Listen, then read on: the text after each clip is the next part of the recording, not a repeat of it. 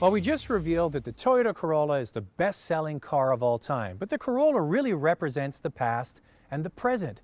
Toyota hopes that the Prius represents the future. Just recently, the Prius was named Car of the Year in Japan, and in fact, it's actually the best-selling car in Japan. Here's a look at the new 2010 Prius. This is the 2010 Toyota Prius, the third generation of this iconic car. I don't think any other car on the planet symbolizes the movement towards more sustainable vehicles than the Prius. With that in mind, Toyota couldn't change the look of the Prius because it wouldn't be a Prius anymore. The shape of this car is really what makes the statement, so they had to evolve it, but gladly into a better looking machine.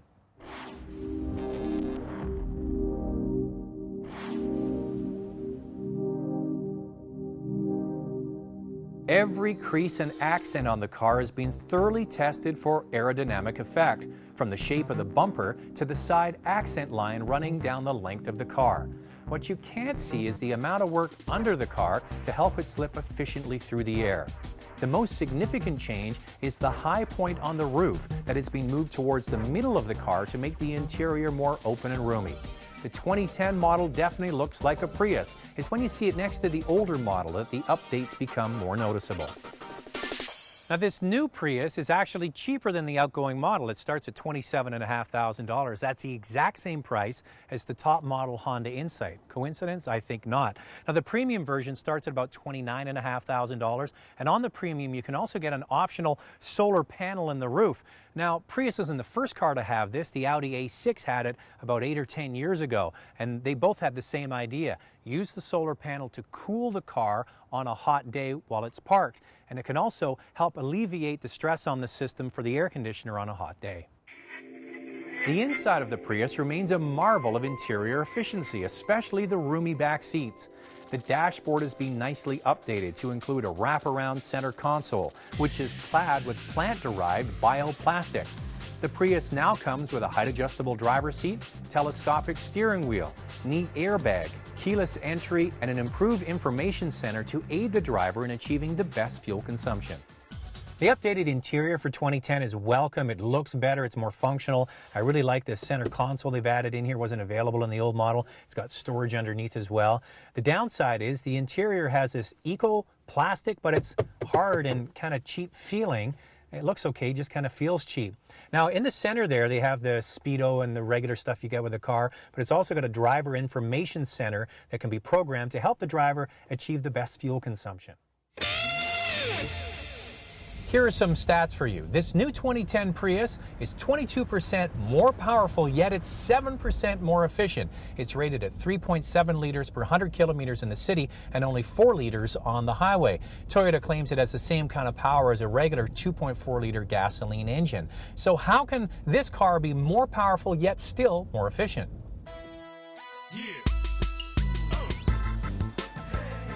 There is no one thing. The Prius is the culmination of all the refinements made from aerodynamics, reduced load on the engine, lighter electric motors, lighter transmission, a more condensed battery pack, and advanced electronics. 90% of the whole drive system has been revised.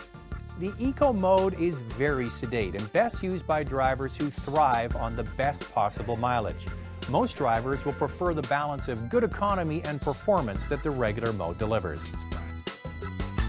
Okay, this car has an EV, electric vehicle mode. What you do is you push the EV button on the dash, the little thing comes on the display there, and now you're driving a pure electric. No gasoline engines coming on. Now, this is really only perfect for teenagers who are going to borrow this car and sneak home late at night without their parents hearing them. Other than that, it's really totally useless, because once you get over a certain speed, the gasoline engine comes on and you can only drive this way for maybe a kilometer or two. Other than that, I'm just going to put it in the regular mode. Whew, thank you. If you're somebody that's just looking for a basic car to get to A to B and not use a lot of fuel, There's loads of other cars out there that you can buy that do that efficiently. You can go and buy a Toyota Yaris, a Honda Fit, any other little subcompact runaround car. This car is, you know, by the time you get it out the dealership, it's going to be over $30,000. You can go buy one of those subcompacts for the teens, and you can save tons of money to put towards any additional fuel costs.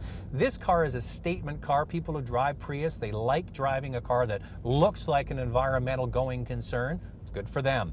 But if you're somebody that really puts an emphasis on the way a car drives, a Prius is not the way to go. I'd much rather have a fun to drive little zippy Honda Fit in the driveway, personally. Now, the Prius is the most high-profile hybrid in the market. There's no question about that. But I was shocked to learn this is not the best-selling hybrid in the country. You know what car sells more than this? The Toyota Camry hybrid. If you want to save money, which is number one on a lot of people's list, you can buy a much cheaper car than this. I suggest you go and you drive the Prius, and you actually have to like it as a car before you consider it as a hybrid. But when you buy one, you should know that you're buying a very comfortable car that sips fuel. Want more? Watch our online stories on how car makers capitalize on brand engineering to manufacture many models off one platform.